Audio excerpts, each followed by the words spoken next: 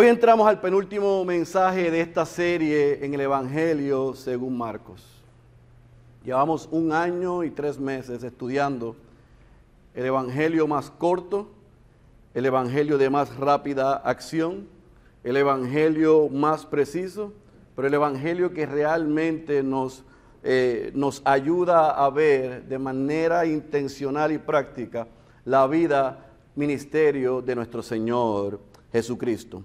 Pero llevamos aproximadamente 1 mes en el capítulo 15 de este evangelio y de este libro, porque nos encontramos en el momento épico y cumbre de todo el libro, porque nos estamos acercando a la muerte de nuestro Señor Jesucristo.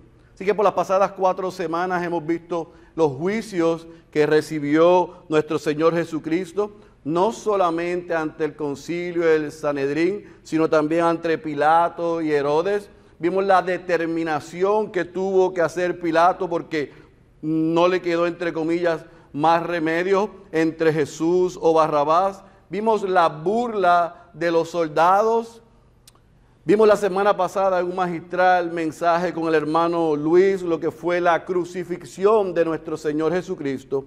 Y hoy vamos a llegar al clímax de este evangelio, que es la muerte y sepultura de nuestro Señor Jesucristo. De ese Jesús, que como muy bien el hermano Luis nos dijo la semana pasada, ese Jesús que todos querían estar con Él cuando las cosas iban bien, cuando habían milagros y prodigios, panes y peces, pero al Jesús que todos abandonaron cuando llegó la crisis, la persecución, la prueba y la crucifixión. Así que sin más preámbulo, yo te pido que vayas a tu Biblia, al Evangelio según Marcos, Evangelio según Marcos, y vamos a leer y vamos a cerrar el capítulo 15, leyendo una porción bastante extensa esta mañana, versículo 33 al versículo 47. Marcos capítulo 15, versículo 33 al versículo 47, y yo quiero que usted me siga en su Biblia, porque hay 3 sucesos cósmicos, increíbles, que pasan en estos 14 versículos, que yo no quiero que lo perdamos de vista. Otra vez, Marcos capítulo 15, versículo 33, versículo 47, con todo el respeto que usted merece, yo le ruego que usted esté leyendo su Biblia conmigo. Dice la santa y la poderosa palabra de nuestro Señor. Cuando llegó la hora sexta, hubo oscuridad sobre toda la tierra hasta la hora novena. Y a la hora novena, Jesús exclamó con fuerte voz, Eloi, Eloi, lema sabactani, que traducido significa, Dios mío, ¿por qué me has abandonado? Algunos de los que estaban allí, al oírlo, decían, mirad, a Elías llama. Entonces uno corrió y empapó una esponja en vinagre y poniéndola en una caña, le dio a beber diciendo, dejad, veamos si Elías viene a bajarle. Y Jesús, dando un fuerte grito, expiró. Y el velo del templo se rasgó en 2, de arriba abajo. Viendo el centurión que estaba frente a él, la manera en que expiró, dijo, en verdad ese hombre era hijo de Dios. Había también unas mujeres mirando de lejos, entre las que estaban María Magdalena, María, la madre de Jacobo el menor, y de José, y Salomé, las cuales, cuando Jesús estaba en Galilea, le seguían y le servían. Y había muchas otras que habían subido con él a Jerusalén. Ya al atardecer, como era el día de la preparación, es decir, la víspera del día de reposo, vino José de Arimatea, miembro prominente del concilio del Sanedrín, que también esperaba el reino de Dios, y llenándose de valor, entró a donde estaba Pilato y le pidió el cuerpo de Jesús. Pilato se sorprendió de que ya hubiera muerto Y llamando al centurión le preguntó si ya estaba muerto. Y comprobando esto por medio del centurión, le concedió el cuerpo a José, quien compró un lienzo de lino y bajándole de la cruz, le envolvió en el lienzo de lino y le puso en un sepulcro que había excavado en la roca, e hizo rodar una piedra a la entrada del sepulcro. Y María Magdalena y María, la madre de José, miraban para saber dónde le ponían. Vamos a orar una vez más. Padre, hemos leído este texto y yo te pido que tú asistas en esta mañana al predicador, pero que también por todas tus misericordias asistas a esta tu iglesia, mientras aplicamos lo que vamos a leer, que tu Espíritu con claridad no solamente nos ministre, sino que nos transforme por el momento más importante en la historia, la crucifixión y muerte de nuestro Señor Jesucristo. Háblanos, Señor, estamos listos. En el nombre poderoso de Jesús. Amén, amén y amén. ¿Qué vamos a ver hoy? Vamos a dividir otra vez, como le dije ahorita, este texto en 3 puntos que para mí son importantes y pueden describir estos 14 versículos de una manera clara, llana, concisa, pero también transformadora. Número 1, desde el versículo 33 al versículo 36 vamos a ver la oscuridad sobre la tierra. Del versículo 37 al versículo 38 vamos a ver el velo rasgado.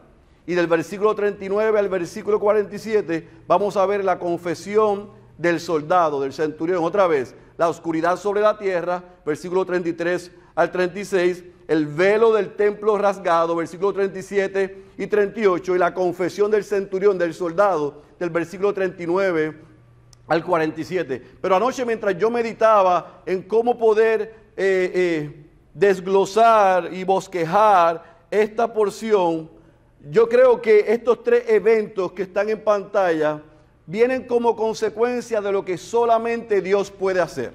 Estos 3 eventos que usted ve en pantalla vienen como consecuencia de lo que solo Dios puede hacer. Ahora, dentro de los 14 versículos, nosotros vemos esos 3 sucesos, pero vemos 3 sucesos paralelos. Vemos el abandono de Dios a Jesús, vemos la muerte de Jesús, pero también vemos entonces la sepultura de Jesús. Normalmente cuando nosotros predicamos esta porción, nos concentramos únicamente en la muerte de Jesús. La mayoría, por no decir todos, los sermones de Viernes Santos en esta porción se enfocan en la muerte de Jesús, sin lugar a dudas. Es el clímax, el pináculo de lo que hemos visto a través del Evangelio y de todos los evangelios, no solamente de Marcos. Sin embargo, tenemos que ver a Dios en completo control de todos los sucesos, y vamos a ver en esta mañana cómo lo que sucede cumple a la perfección lo que se había profetizado. Tanto lo que leemos en el Antiguo Testamento, pero también lo que Jesús dijo en los años de ministerio. Lo que Jesús le dijo a gente que estuvo presente en su muerte. Así que otra vez, vemos por encima estos 3 eventos cósmicos que solamente Dios puede hacer. Y vamos a ver entonces lo que sucede a través de esos 3 eventos. En el versículo 33 al versículo 36 vemos la oscuridad que vino sobre la tierra. Recuerden los 3 grupos que vimos la semana pasada con el hermano Luis, que se burlaron de Jesús, que lo ridiculizaron cuando él estaba allí en la cruz. Marcos cerró hasta el versículo 32 hablándonos de esos 3 grupos que se pasearon por allí haciendo burlas y ridiculizando a nuestro Señor Jesús. Sin embargo, en el versículo 33, Marcos dice y dicta un periodo de tiempo. Su crucifixión, como aprendimos la semana pasada, fue a las 9 de la mañana. Así que por espacio de 3 horas, nosotros estudiamos la semana pasada lo que sucedió. Pero Marcos ahora en el versículo 33 nos dice que entre las 12 del mediodía y las 3 de la tarde, el cielo se oscureció. Es como si el sol se escondiera detrás de las tinieblas. Y ese evento no fue casualidad. Ese evento fue provocado por Dios. Ese evento tenía dos maneras de verlo. Ese evento estaba anunciando un juicio sobre todos aquellos que habían rechazado a Jesús, pero también ese evento estaba preparando la escena para lo que iba a acontecer. No solamente la muerte de nuestro Señor Jesucristo, sino que también iba y marca lo que venía a ser la venida del Hijo del Hombre, como fue profetizado. Así que imagine por un momento 12 del mediodía y que todo se oscurece. Cuando eso sucede, se está cumpliendo literalmente lo que Dios a través del profeta Amós en el capítulo 8, versículo 9 y versículo 10 había dicho y establecido de este momento.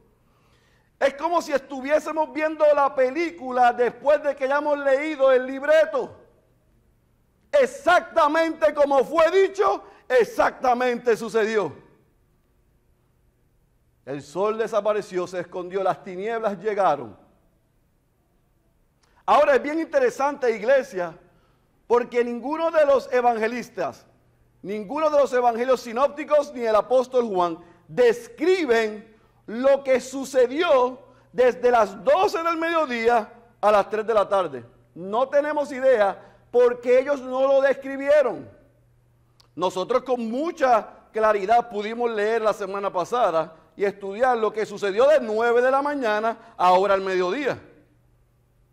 ¿Por qué? Porque los evangelistas nos dejaron claro lo que sucedió y se complementaron sus versiones y lo que compartieron. Pero desde las 12 del mediodía a las 3 de la tarde, lo único que ellos dicen es que las tinieblas se pusieron sobre la tierra. Ahora, hay algunos que dicen, bueno, eso es literal porque no puede ser sobre la tierra. Tiene que haber sido sobre única y exclusivamente la región de Judea. Bueno, la historia dice, había un historiador, Flegones, historiador griego romano, trabajaba y servía al imperio, que había hecho varios escritos sobre las Olimpiadas, que en ese año él afirma que hubo tinieblas sobre la tierra y lo que vamos a leer más adelante, y que hubo un temblor, un terremoto. Así que yo quiero creer lo que dice el texto en la tierra. Era la señal de que Dios estaba por cumplir lo que había anunciado. Ahora yo quiero que usted vea la escena. 12 a 3, tinieblas, y los dejan los evangelistas a nuestra imaginación, pudiéramos decir, de lo que sucedió. Sin embargo, yo no creo que tenemos que inventar qué sucedió de 12 a 3. ¿Sabe por qué? Porque la misma escritura nos dice qué pasó en aquella tarde. Como alguien dijo, durante estas 3 horas de negras tinieblas, Jesús sufrió agonías indescriptibles. Estaba siendo hecho pecado por nosotros, como dijo Pablo en 2 Corintios capítulo 5, versículo 21. Estaba siendo hecho una maldición, como él le dice a los Gálatas en el capítulo 3, versículo 13. Estaba siendo herido por nuestras rebeliones. Estaba siendo molido por nuestros pecados. Dios estaba cargando en él la iniquidad de todos nosotros, como dijo el profeta Isaías en el capítulo 53. Durante esas 3 horas que los evangelistas guardan silencio, porque la escritura se contesta y se explica con escritura, la misma escritura nos deja saber sin problema. Esas 3 horas fueron brutales para nuestro Señor Jesucristo. Brutales para nuestro Señor Jesucristo. Herido, molido, hecho maldición, iniquidad, castigado por nosotros. Ahora, Los evangelistas nos dicen con lujo de detalle lo que vemos en el resto de las Escrituras. Es cierto. Pero es claro en el versículo 34 lo que sí ellos nos dicen. Y Marcos es clarísimo en lo que sucede en el versículo 34. Porque a las 3 de la tarde, el Jesús que había guardado silencio desde que estaba frente a Pilato, y que vemos en los otros evangelios, que hace algunas frases de lo más profundo de su corazón. Y recuerde las condiciones físicas en que se encontraba. La semana pasada vimos descriptivamente las condiciones físicas y emocionales que Jesús encontraba en aquella cruz. Y el versículo 34 entonces nos dice que Jesús gritó con fuerza: Eloi, Eloi, lama sabactani. Eso es en arameo, que traducido significa: Dios mío, ¿por qué me has abandonado? Las pasadas 3 horas, lo único que he sentido es el peso del pecado de la humanidad. La copa de tu ira es la que estoy viviendo y tú estás guardando silencio. Parece que no estás presente, parece que me has dado la espalda. Nuevamente, al igual que en Getsemaní, el veras Deus y el vera homo se encuentran. La divinidad de Jesús y la humanidad de Jesús, el 100% Dios y el 100% hombres, en aquella cruz otra vez tienen que luchar, porque el peso que él sentía cuando miraba, no veía a Dios presente, no sentía que Dios estaba allí, sentía que Dios lo había abandonado y desamparado. Y la iglesia tenía que ser así. Tenía que, para que usted y yo pudiésemos estar sentados aquí en esta mañana, para que usted y yo podamos cantar lo que acabamos de cantar, tenía que el Padre mirar al otro lado y dejar a su unigénito Hijo desamparado. Tenía que serlo maldición.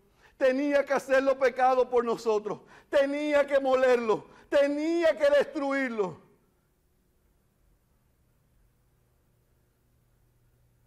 Para que usted y yo tuviésemos una oportunidad de salvación y de vida eterna. Tenía que ser así.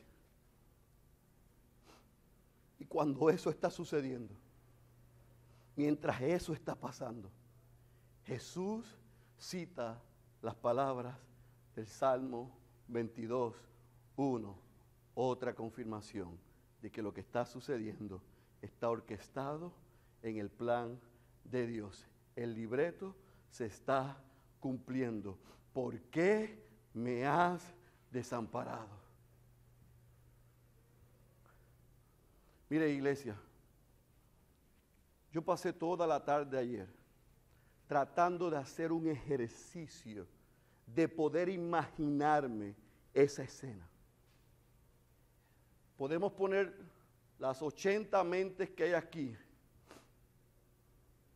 juntas, mentes brillantes y creativas, para poder imaginar lo que Jesús estaba experimentando, y nos vamos a quedar cortos.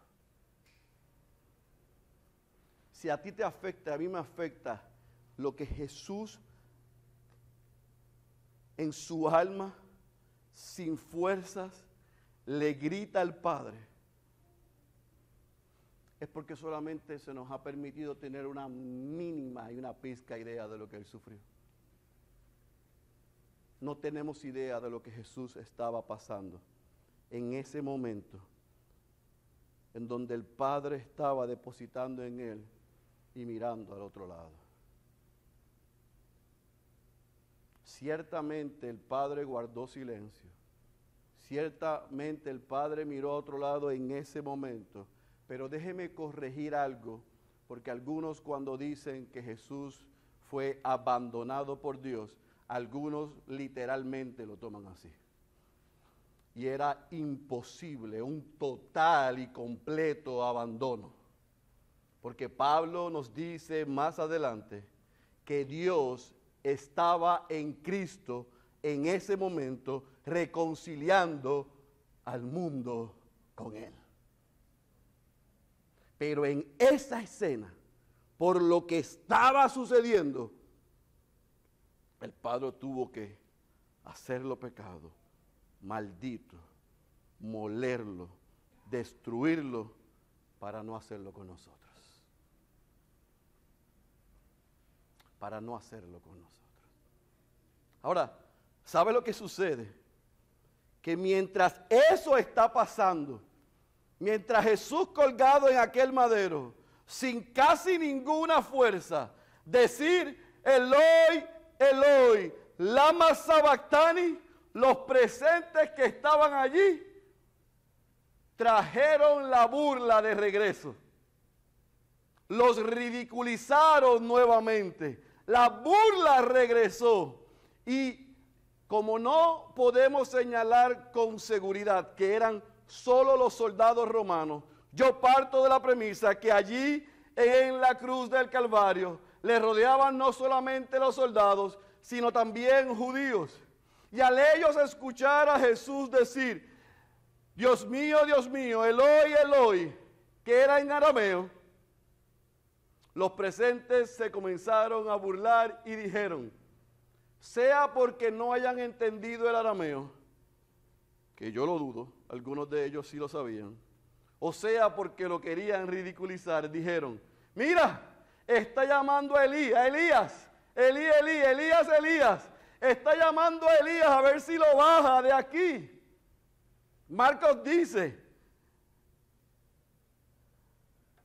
que la respuesta de los presentes en el versículo 35 fue burlona, grotesca, ridícula. Está llamando a Elías para que lo baje.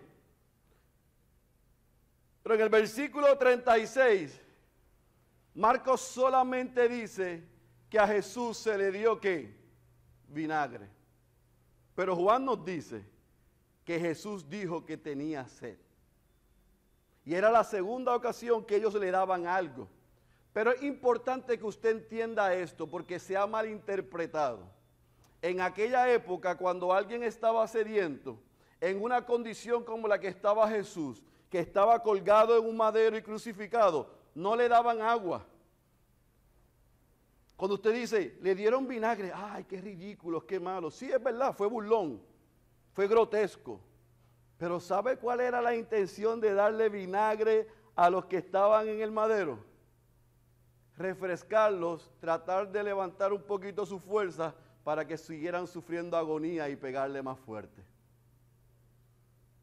¿Están conmigo? No es vinagre para que... Es vinagre para despertarlo. No te mueras todavía, que queremos verte más agonizante. No te mueras todavía, te queremos ridiculizar más. No te mueras todavía, te queremos lastimar más. Oh, tú, rey de los judíos, sigue sufriendo aquí. ¿Ahora lo entiende?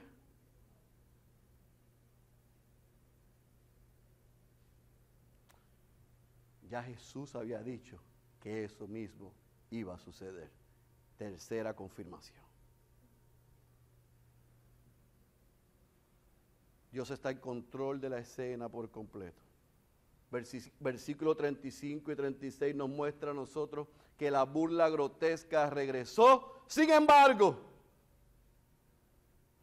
el versículo 37 nos dice que Dios determinó que esa fuese la última burla. Y Jesús nuevamente grita desde lo más profundo de su corazón, sin fuerza, teteletai, consumado es, dice Juan. Y Lucas nos dice que gritó no solamente consumado es, Padre, en tus manos encomiendo mi espíritu, y ahora sí, nadie me quita la vida. Yo decido cuándo morir. Y expiró. Se acabó la burla. La deuda está cancelada. Padre, en tus manos encomiendo mi espíritu. Ay, pastor, se le olvidó que uno allá dijo que perdónalo porque no saben lo que hace. Sí, también. Pero su último grito no fue ese. Su último grito fue, la deuda está cancelada. Padre, en tus manos encomiendo mi espíritu. Se acabó. Deuda cancelada.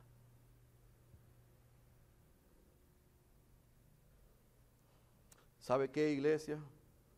Que Mateo nos dice que tan pronto eso sucedió,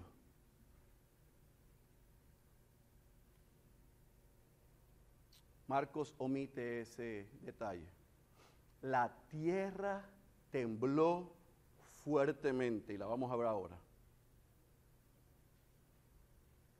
Tan pronto Jesús expiró y murió, el versículo 38 nos dice que el velo del templo se rasgó de arriba abajo. Se acabó el que Dios habitase en templos hechos por hombres. Se acabó la necesidad de intermediarios. Se acabó la necesidad de ofrecer sacrificios mediante un cordero. Se acabó la necesidad de que un sumo sacerdote solamente pudiese entrar. Ahora todo el que creyera en el Hijo de Dios podía tener acceso al Padre por los méritos de Cristo.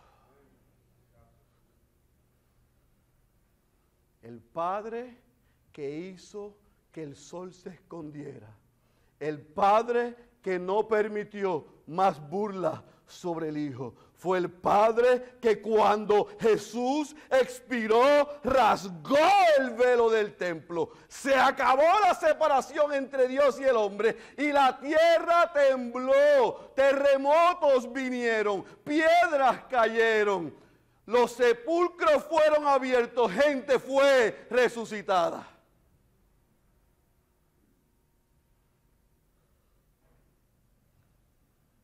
El momento esperado por muchos y por algunos que estaban allí había llegado.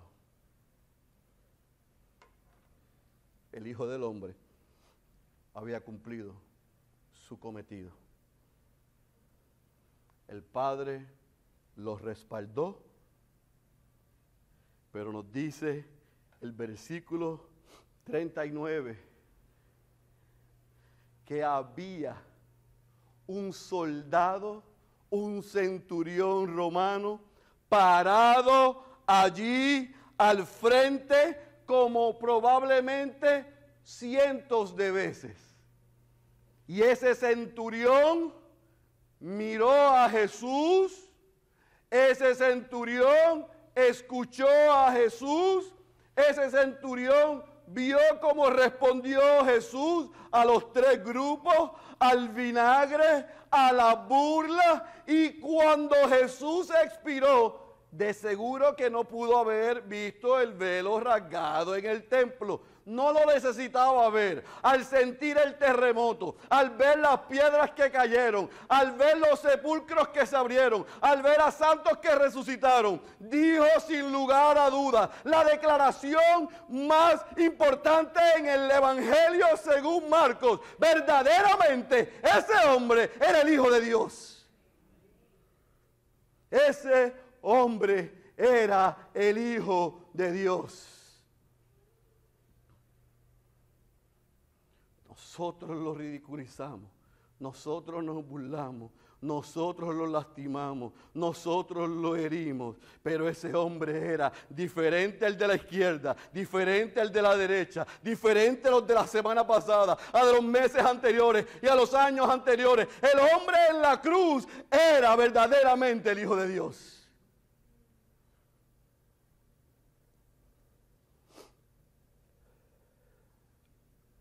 Ese hombre, sin lugar a dudas, era el Hijo de Dios.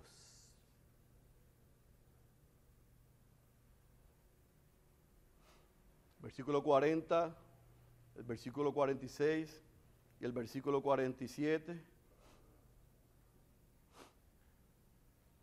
nos narran de las mujeres que, a diferencia del resto de los discípulos que habían corrido y no se encontraban, exceptuando a Juan, los otros evangelistas nos dicen que una de las palabras que Jesús le dijo a Juan: ahí está tu madre.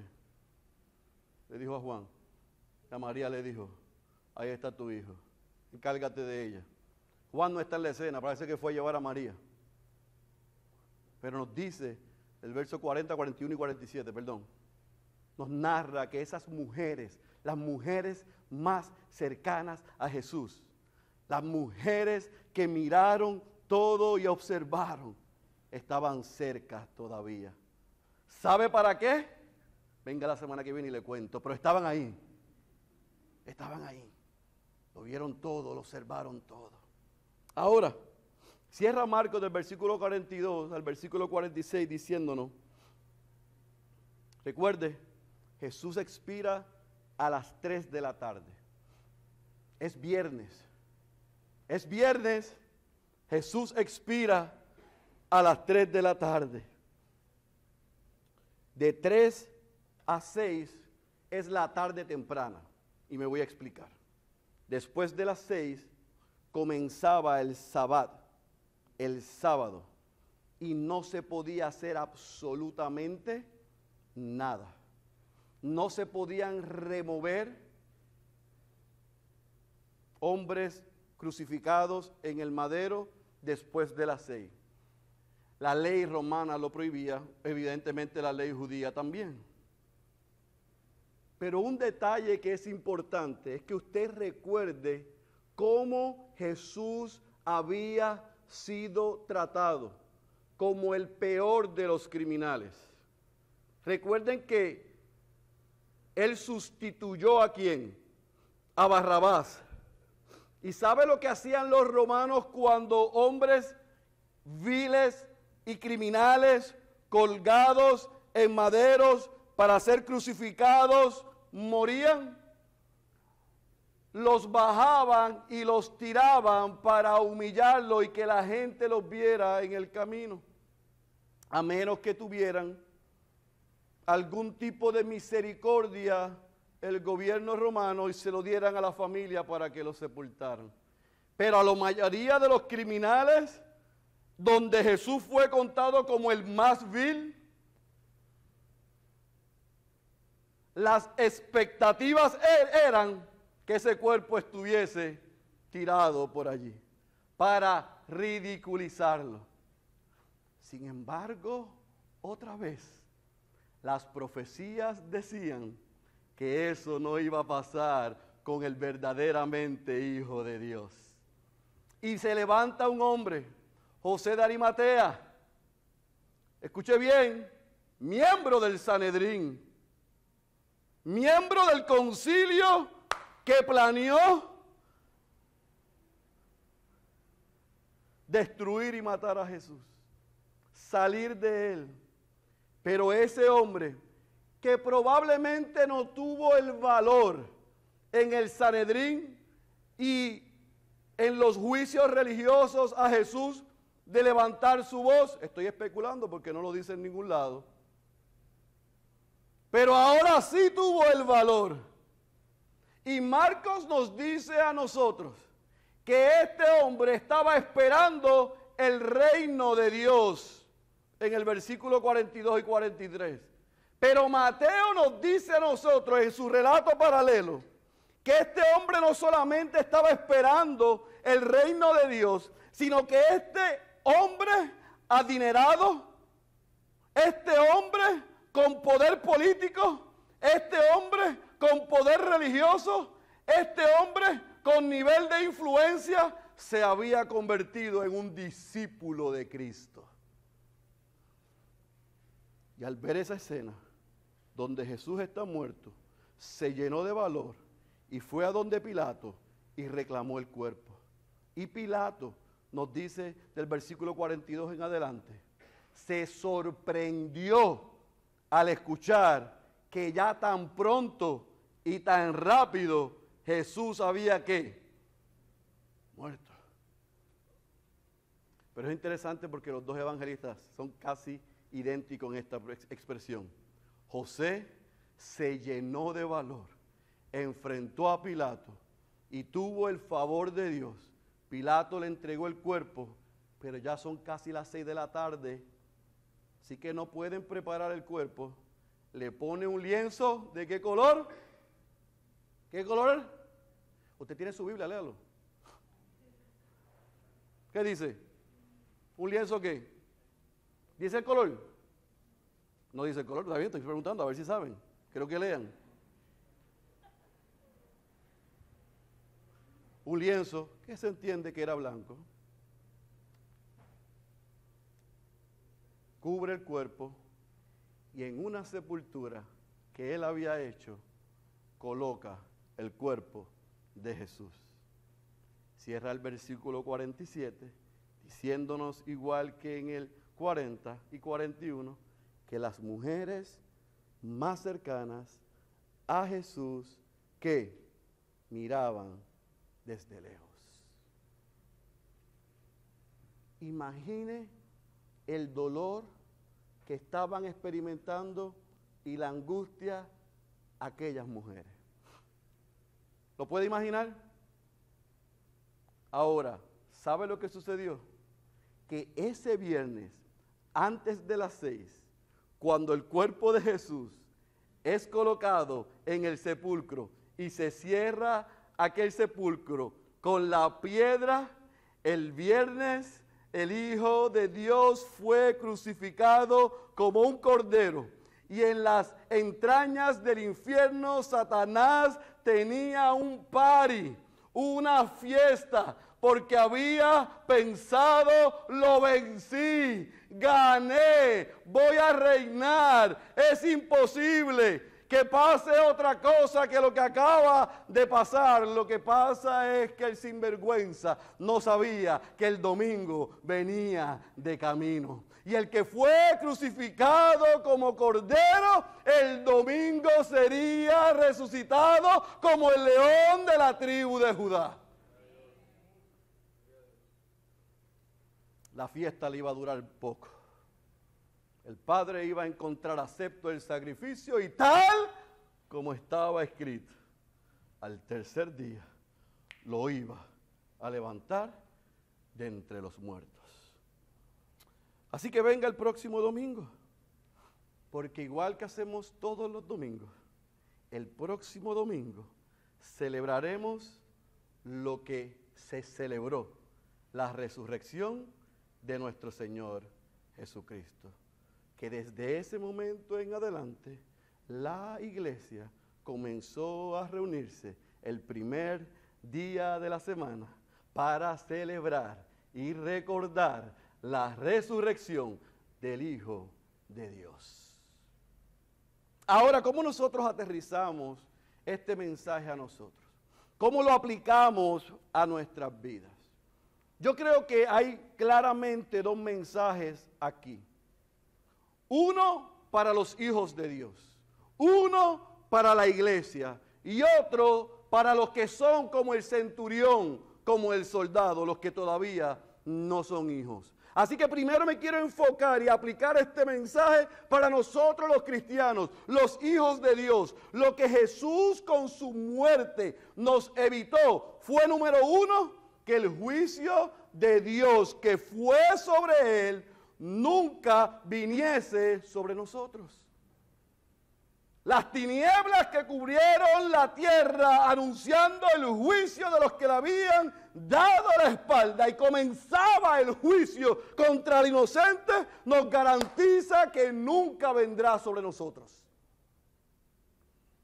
Número 2, el abandono y desamparo de Dios a Jesús. El abandono y desamparo que Jesús experimentó nos asegura, escuche bien, amado, sin importar lo que esté pasando hoy. Yo no sé lo que está sucediendo en tu vida. Yo no sé cómo tú llegaste a este lugar. Pero si tú te sientes que nadie te entiende, que estás abandonado y que estás desamparado, pero eres un hijo o una hija de Dios, por lo que Jesús experimentó, sin importar lo que tú estás experimentando, te garantiza que por más bajo que estemos hoy, el Padre nunca nos desamparará. ¡Nunca! Nunca. Nunca. Nunca. Nunca. Me desamparará. Número 3. El que Jesús haya tomado de la copa de la ira de Dios. Escuche bien. Una gota de esa copa nos hubiera exterminado.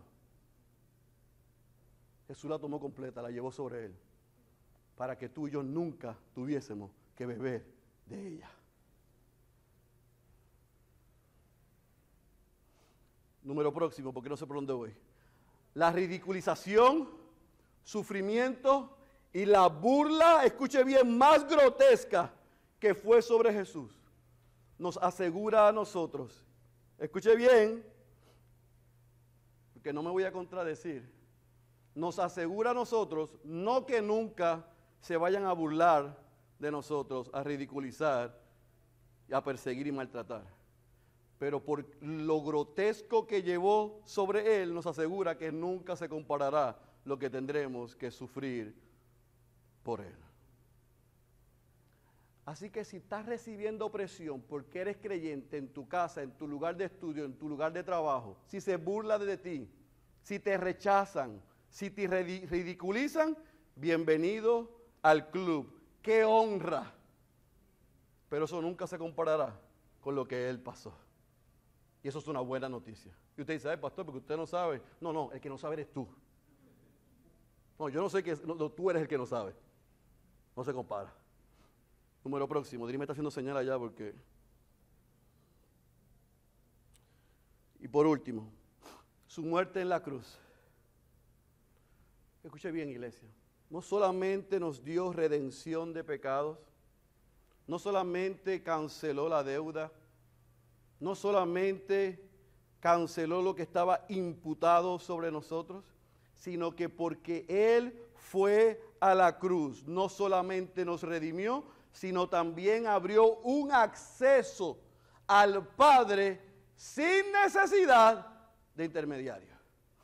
Usted no necesita venir a mí para hablar con Dios. Yo no necesito ir a usted para hablar con Dios. Yo me puedo acercar confiadamente al trono de la gracia, hablar, pedir sabiduría, clamar por misericordia, por oportuno socorro. Ya Dios no habita en templos hechos de mano.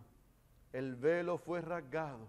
Lo que separaba al hombre de Dios, Cristo lo resolvió para que usted y yo fuésemos reconciliados con Dios.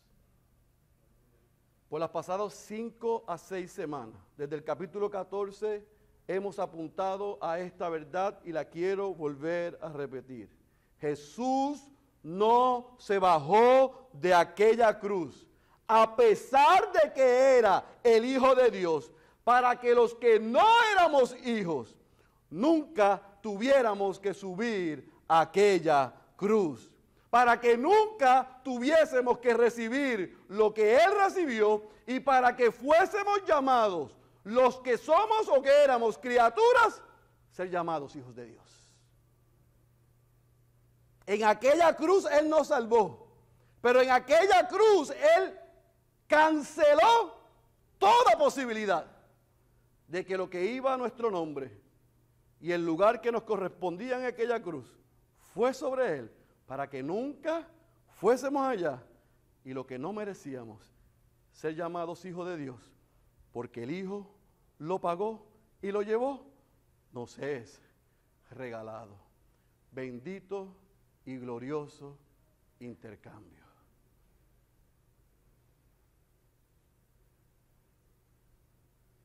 Iglesia, yo quiero que estas 5 verdades, yo oro a Dios, porque yo puedo quererlo, pero no tengo la capacidad de hacértelo creer.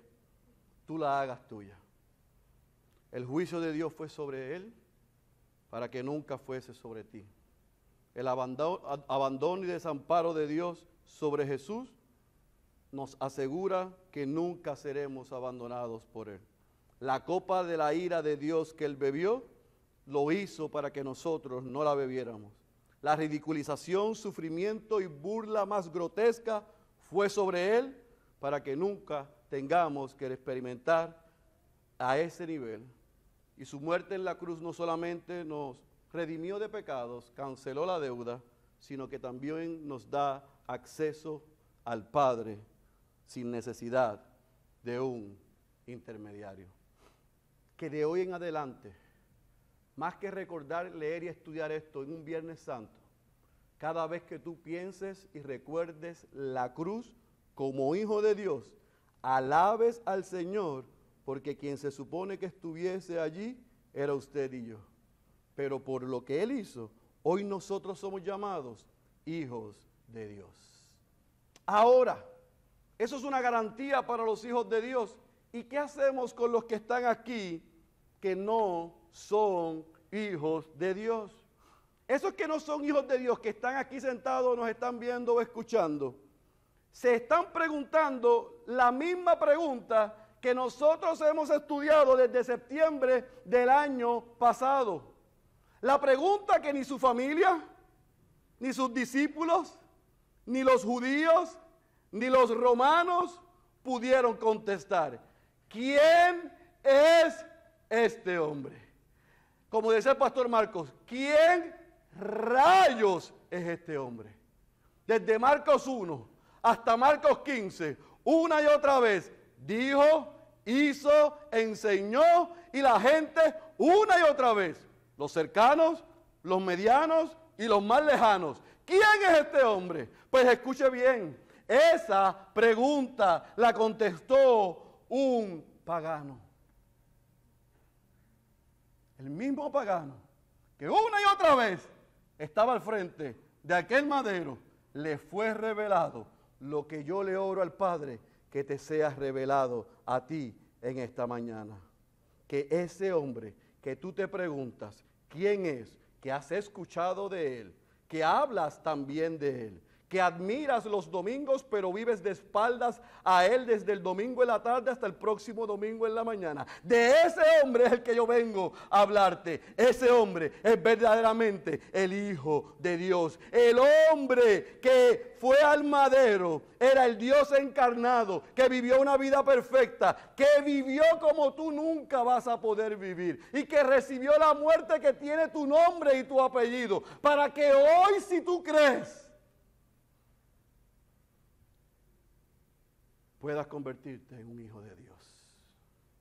La pregunta no es quién es ese hombre. La pregunta para ti en esta mañana es, ¿lo conoces? ¿Conoces al Dios encarnado, al Hijo del Hombre, al Hijo de Dios?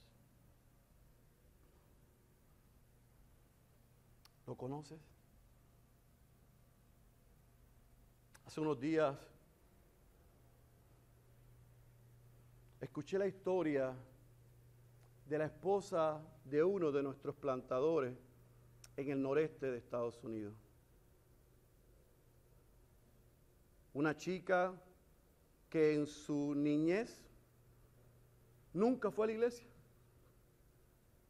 Una chica que en su niñez sus padres nunca le leyeron la Biblia. Una chica que en su niñez no sabía quién era Dios. Pero un día, a ella y a su hermana y a su madre la invitaron a una iglesia. Y ella fue. Y al acabarse el servicio, la mamá le pregunta a ella y a su hermana, ¿te gustó la iglesia? Las chicas dijeron, me encantó. ¿Quieren regresar el próximo domingo? Claro, mamá. Así que las chicas fueron por su mamá, porque hay padres que entienden aún en su moralidad que es bueno que para que anden por ahí vengan a la iglesia, aunque ellos no le sirvan a Dios. Esa es la gran dicotomía. Así que las comenzó a llevar a las iglesias. Llegó un verano, hubo un campamento. Las niñas fueron al campamento con permiso de su mamá.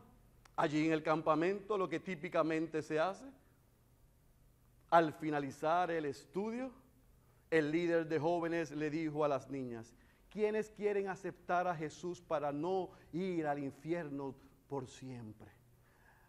La chica salió corriendo primero que nadie Y el pastor le dijo, repite esta oración. Jesús, yo te invito a mi corazón y te acepto como mi Señor y Salvador. Mora en mí para siempre. El campamento se acabó, pero nada pasó en la chica. Pero ella estaba convencida de que había sido un nuevo creyente.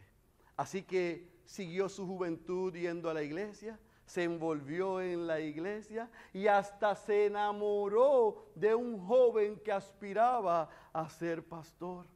Se casa con ese joven, tienen hijos, están sirviendo en su iglesia local y Dios llama a ese hombre a iniciar una iglesia en Baltimore, en el estado de Maryland.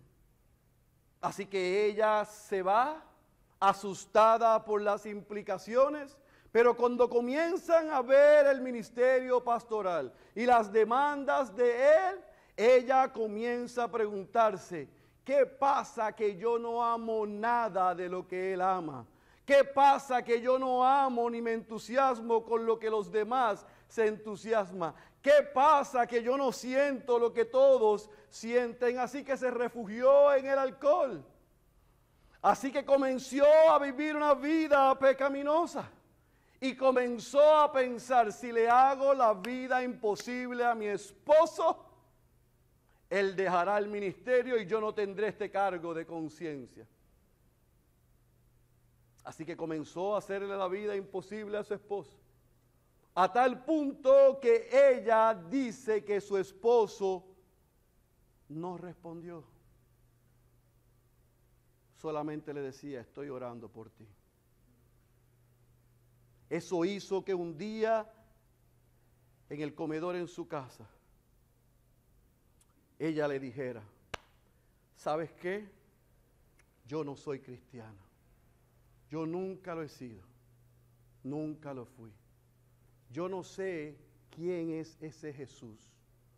Lo conozco por lo que he leído, pero nunca lo he experimentado. Así que yo creo que tú amas más a la iglesia, más lo que haces que a mí. Y por eso te he hecho la vida imposible por los pasados meses.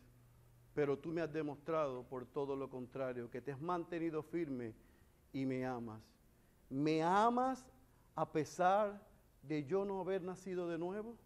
Y él le dijo, te amo más hoy porque me dijiste que no has nacido de nuevo. Y desde hoy en adelante te predicaré el evangelio todos los días, rogando a que Dios te salve. Y así fue. Y por espacio de 60 días, 2 meses, ese hombre todos los días le predicó el evangelio a su esposa. 2 meses después, ella no sabe el día, pero algo sucedió. Ella dice que del Jesús que ella había oído, ahora se había enamorado. Del Jesús que había oído, ahora lo había experimentado. Del Jesús que había oído, ahora lo había abrazado. Del Jesús que ella había oído, ahora tenía una pasión por él. Y salió corriendo a su esposo y le dijo, tu Dios, mi Cristo, me ha salvado. Unos meses después, ese hombre tuvo la bendición, ella tuvo el placer de que su esposo pudiera dirigirla a las aguas bautismales, donde ella confesó, después de tantos años, ahora sí, yo conozco al Hijo de Dios. Así habemos muchos aquí. Hemos oído de Jesús, hablamos cristianés, vestimos cristianés, tenemos una Biblia como cristianos y asistimos al lugar donde se reúnen los cristianos, pero no conocemos verdaderamente al Hijo de Dios. Si ese es tu caso, hoy es el día de salvación. Yo espero que las vendas se hayan caído de tus ojos y que Dios te esté dando un corazón nuevo y la fe para que puedas responder en arrepentimiento. Verdaderamente, yo soy un pecador y una pecadora, pero hoy reconozco que que Jesús es verdaderamente el Hijo de Dios, el Salvador del mundo. Si ese es tu caso, yo te ruego que no salgas de aquí sin arrepentirte de tus pecados y sin hablar conmigo. El que tenga oídos para oír, yo ruego que haya escuchado la voz de Dios.